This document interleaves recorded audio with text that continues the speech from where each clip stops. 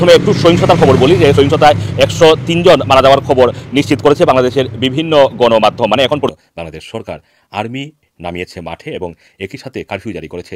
বাংলাদেশের ক্ষমতাসীন আওয়ামী লীগের সাধারণ সম্পাদক ওবায়দুল কাদের কারফিউ প্রসঙ্গে বলেছেন, এটা অবশ্যই কারফিউ, এটা নিয়ম অনুযায়ী হবে এবং সেটা শুট এট সাইট হবে, মানে দেখা মাত্রই গুলির নির্দেশের কথা জানিয়েছেন কাদের।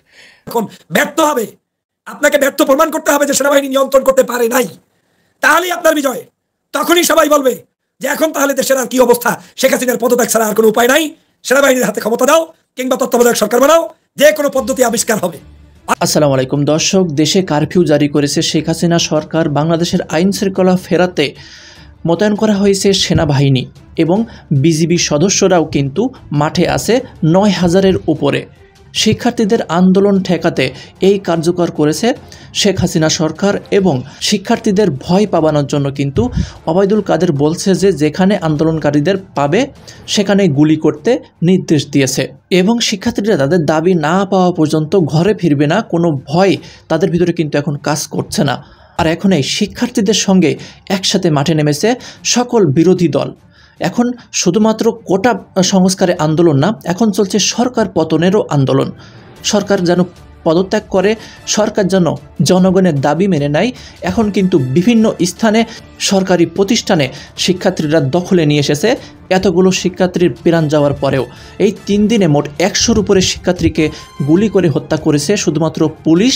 আর যেহেতু কারফিউ জারি করেছে, আজ 20শে জুলাই আরও বেশি শিক্ষার্থীকে কিন্তু আজ গুলি করে হত্যা করবে আওয়ামী লীগ সরকার বা তার প্রশাসন, পুলিশ।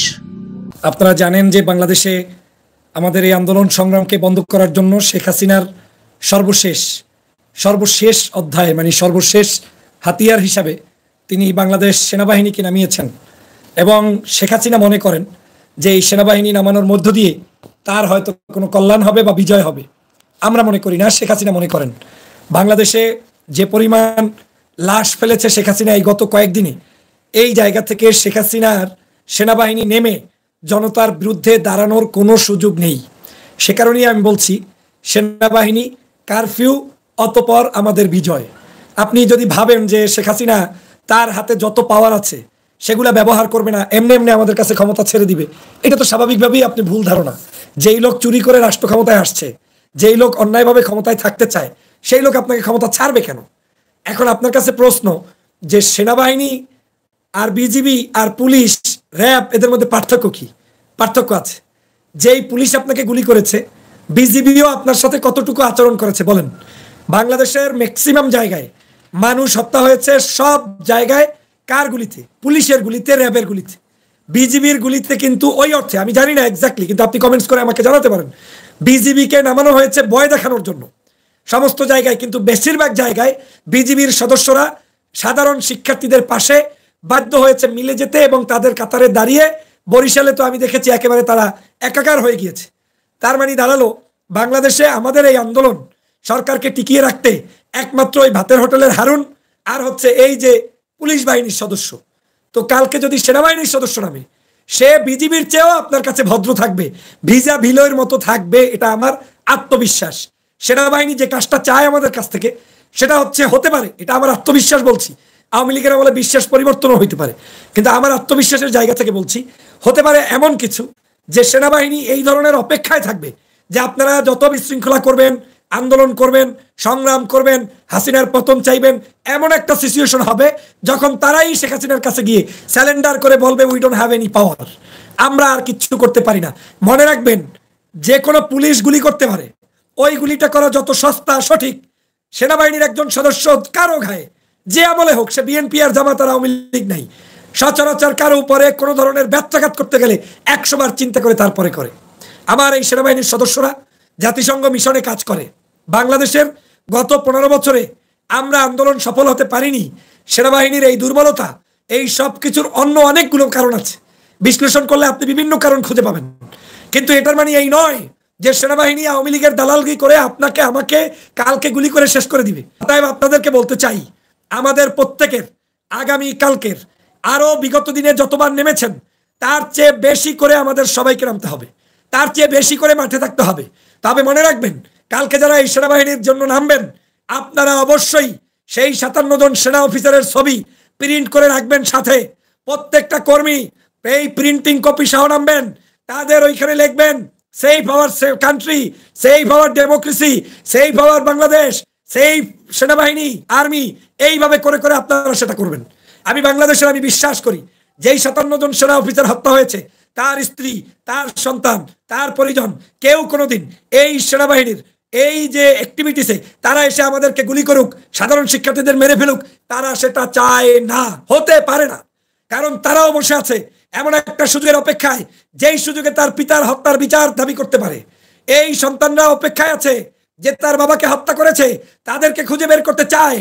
সেনাবাহিনীর ভিতরে হয়তো হতে পারে 2-1 জন অফিসার যারা সরকারি পদ পদবীর কারণে উপরের র্যাঙ্ক পায়, এটা সব সরকারের আমলে পায়। মনে রাখতে হবে বিএনপির আমলে কু হয়েছে কিন্তু বিএনপির সেনাবাহিনী দিয়েই।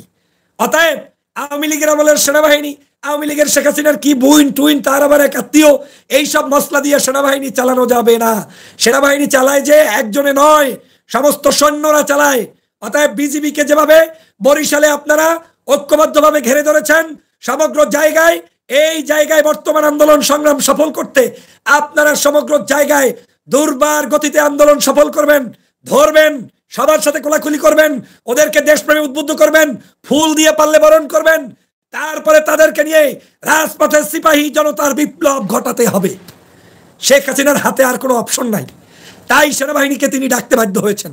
এখন পর্যন্ত ইন্টারনেট নাই, এখন পর্যন্ত মানুষ মারছে আর মারছে, কে কোন জায়গায় আছে আমরা কেউ ভালো জানি না, কেউ জানি না।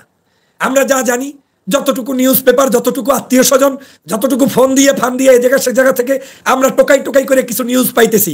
কিন্তু আমার বাংলাদেশ ভালো নাই, আমার বাংলাদেশ শেষ।